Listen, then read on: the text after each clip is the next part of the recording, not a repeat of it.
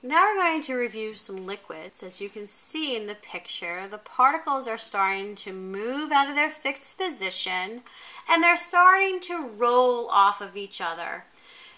We say that liquids do not have a definite shape. It means that if I take a liquid from one container and pour it into another container, it's going to take the shape of its new container.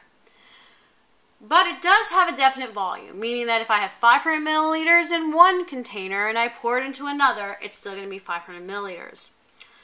Supercooled liquids, we talked about the fact that you have something like glass and some plastics that don't have a crystalline structure.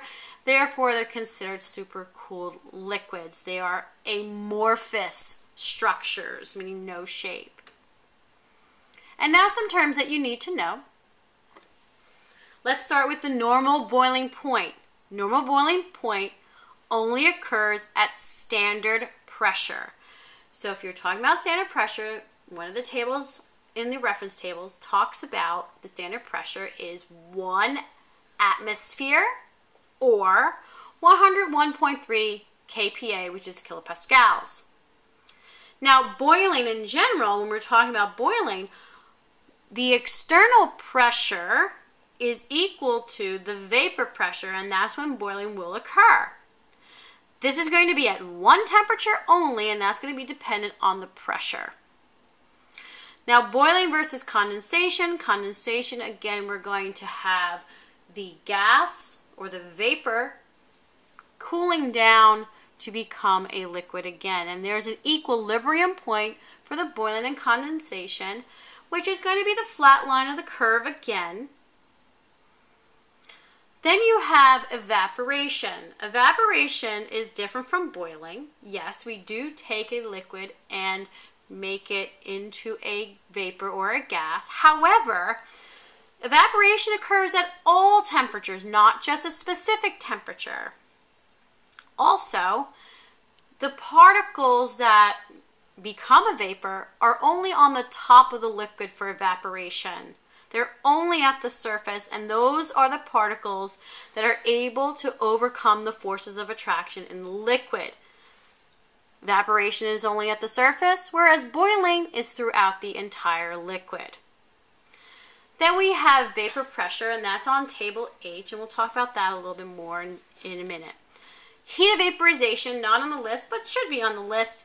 That is something that you're going to look at the other video on heat of vaporization. It gives you an example. Please watch that again so that you understand how to do those problems. Now, taking a look, here is our graph of a heating curve. We have this section here, Q equals MC delta T. This part is when you only have a liquid and you're doing a change in temperature. That's basically what we're doing for the reagents, is when we're talking about liquids. And there's going to be a change in temperature, going from one temperature to another.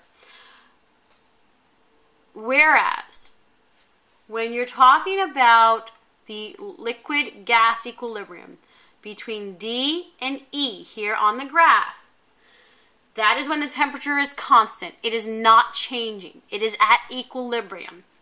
The kinetic energy remains constant. Q equals mHV is used. Why? Because there is no change in temperature. The temperature is constant. Therefore, we use the heat of vaporization equation for the equilibrium part, whereas when we only have a liquid, its delta T is used in the equation. So this other one here is for phase change. D to E is phase change, heat of vaporization, where in this part, C to D, you only have one phase. In this case, it's going to be liquid.